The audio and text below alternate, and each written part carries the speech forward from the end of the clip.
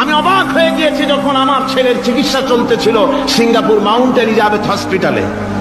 7টা operation হয়েছে।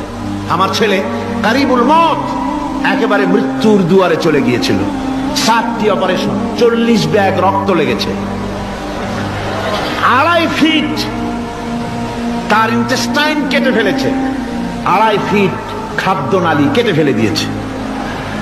আমি ডাক্তারকে জিজ্ঞেস করলাম, সার্জনকে, 2.5 ফিট তার খাদ্য নালী তুমি কেটে ফেললে, তা আমার এই ছেলে খেয়ে হজম করবে কি করে? তার খাওয়াটা হয় প্রবলেম হবে না?